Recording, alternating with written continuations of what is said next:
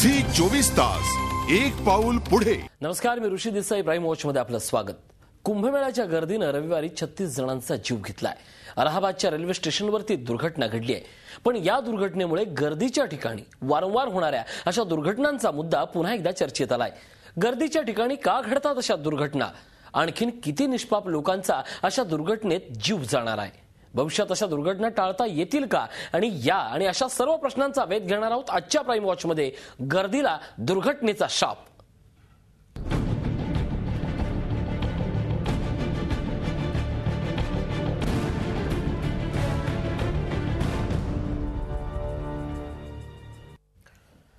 कुंभमेळ्यासाठी देशविदेशातून लाखो भाविक अलाहाबादमध्ये दाखल झालेत. अत्यंत शांततेत हा कुंभमेळा पार पडत असतानाच एका दुर्घटनेचं त्याला गालबोट लागलं. अलाहाबाद रेल्वे स्टेशनवर फुटओव्हर ब्रिजचा कठडा तुटला आणि त्यानंतर झालेल्या चेंगराचेंगरीत 36 जणांना आपला जीव गमवावा लागला. वारंवार अशा घटना घडत असतानाही प्रशासन मात्र त्यातून कोणताही धडा घेताना दिसत नाहीये. तारीख 10 फेब्रुवारी 2013. ठिकाण अलाहाबाद रेल्वे स्टेशन.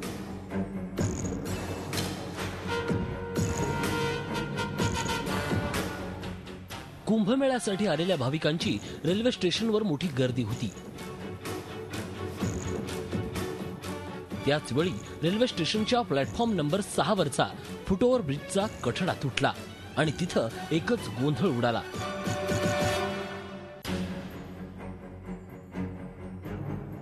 त्यामुळे चिंगराचिंगरी झाली आणि त्यात 36 जण ठार तर 10 जण जखमी झाले.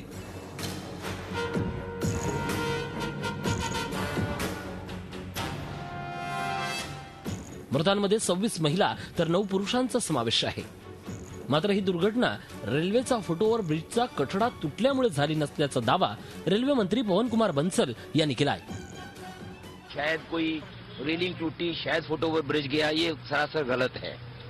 कोई फुटओव्हर ब्रिज कोलैप्स नहीं किया, कोई रेलिंग कोलैप्स नहीं की, ये बात मैं स्पष्ट तौर से लेकिन ये मैं जरूर कहना चाहता हूं कि वहां स्टैम्पीड के तहत बहुत ज्यादा लोग वहां पहुंचे हुए थे, जो उस वक्त संभव नहीं था उतने लोगों को एकदम ट्रेन पे लेके जाने का.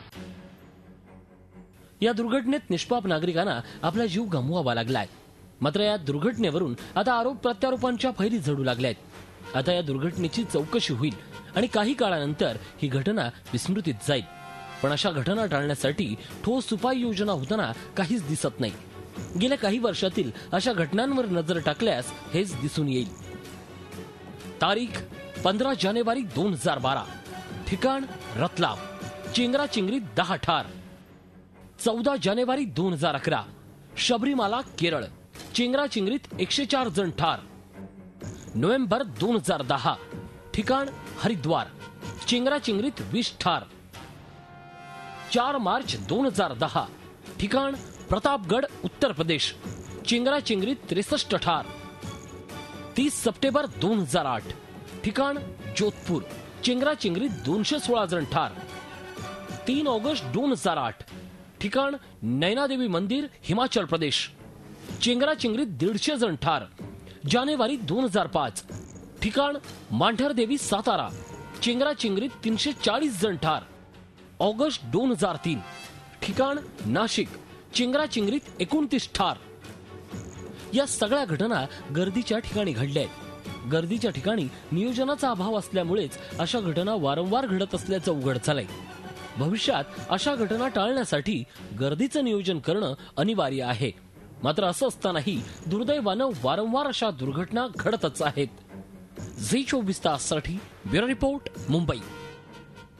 आपण याच संदर्भात अधिक बोलणार आहोत. आपल्यासोबत आहेत पुण्याहून संत तुकाराम महाराज पालखी सोहळ्याचे गतवेळचे प्रमुख नितीन मोरे.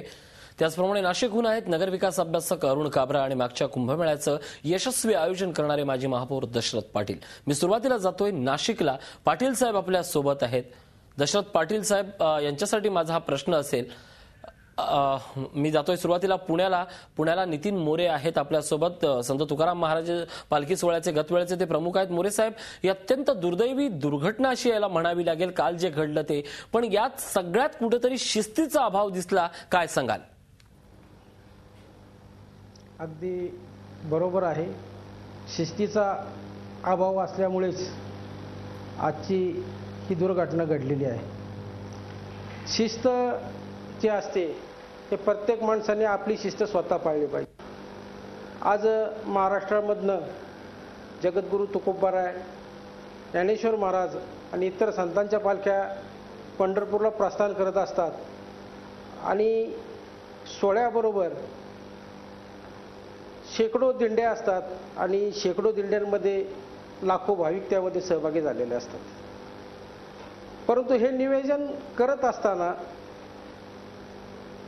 की पालखी सोहळ्याच्या अगोदर एक 4 महिने 5 महिने अगोदर की ह्या सोहळ्यामध्ये जेवढ्या दिंड्या सहभागी होणार आहेत यांच्या प्रमुखांशी चर्चा केली जाते की मागच्या वर्षी आपल्याला काय अडचणी आलेल्या आहेत आणि त्या अडचणीमध्ये प्राधान्याने शिस्तीच्या बाबतीमध्ये कटाक्षाने नियम सांगितले जातात.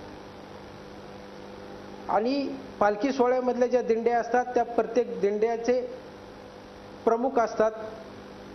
त्या प्रमुखांचं त्या दिंडीवरती नियंत्रण असतंच, पण प्रत्येक दिंडीमध्ये एक चोपदार असतो. तो चोपदार त्या दिंडीत चोपदार असतो, त्या संस्थांचं त्या चोपदारांवरती नियंत्रण असतं आणि त्या चोपदारावरती पालखी सोहळा प्रमुखांचं, संस्थांचे अध्यक्ष, विश्वस्त या सर्वांचं नियोजन असतं.